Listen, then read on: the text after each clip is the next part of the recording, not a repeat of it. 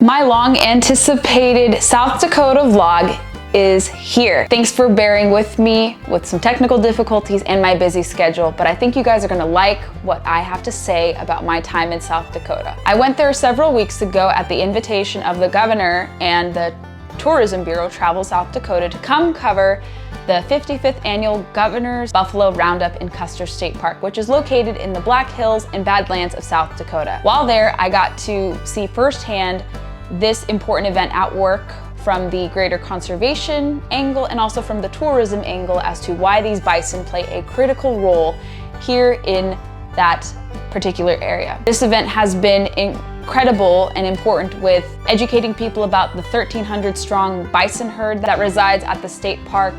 What the purpose of the event is to excite people about this region of South Dakota, because if you guys don't already know, bison were actually an imperiled species at the turn of the 20th century due to overhunting and market hunting at that. And this herd has been very strong and self-sustaining with the work of South Dakota's game agencies, wildlife conservation experts and whatnot.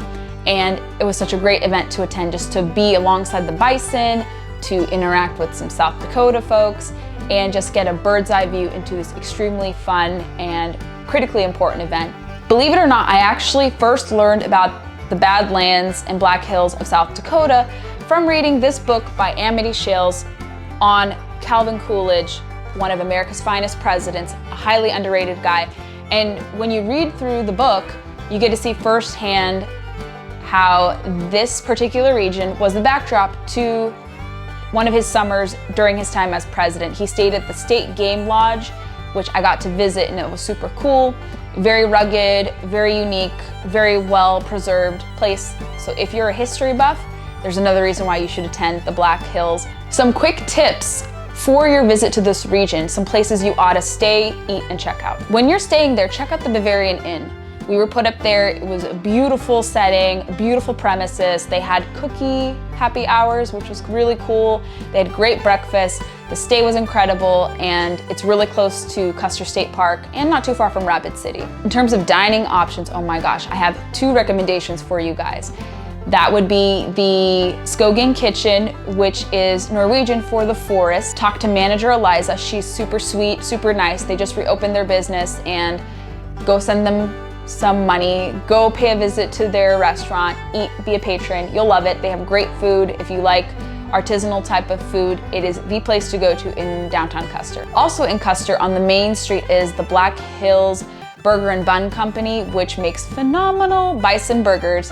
And one burger that you ought to have, that I was able to have, was their bison hot granny burger. And that has a little jalapeno garnish, sweet jalapeno garnish to it, and it was to die for. You didn't feel the spice much because of the cream cheese that neutralized it, but when you're there at that restaurant, you gotta have that option. I can't recommend that enough. You also have to check out Custer State Park, obviously, because you can see different wildlife. I got to see a lot of mule deer, white-tailed deer, and bighorn sheep, which were my favorite. I got to see them at the traffic stop, which was super nice. Moreover, you should check out Mount Rushmore. How could you not go to Mount Rushmore when you're in the Badlands and Black Hills of South Dakota? It's a must-see when you're there. It's a bucket list item that I was able to check off, and I'm so grateful that I did.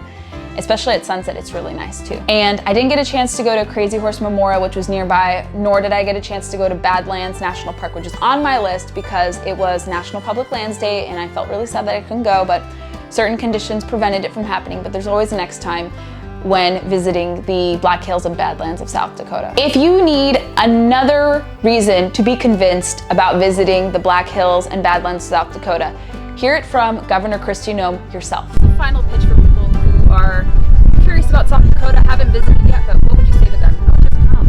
It's beautiful, but what's beautiful about South Dakota is they're incredible. They work hard, they love their families, and they really are the best of America. As you can tell from this video, South Dakota is the land of great faces and great places. I had a great time. It was my favorite reporting trip to date. I will never forget this experience. I got to share it alongside one of my really good friends. I got to explore and check off my 32nd state. I've been to so many, it's so crazy. I will especially remember my trip to South Dakota through keepsakes like this, courtesy of Travel South Dakota. This little bison is going to be a great reminder of this wonderful trip out to this magnificent state. And I hope you will be inspired to check out South Dakota. Don't listen to the detractors. It is very safe to go to. You can abide by social distancing and feel safe when you're there, especially if you're outdoors. So don't feel deterred to go to South Dakota. Add it to your list and make sure you check out the land of great faces and great places, whether it's soon or next year. Thanks for watching this video. Leave your comments below. Tell me what you think of this video and if you'd like to see similar content like this. Thanks for watching. I appreciate you guys checking out my content.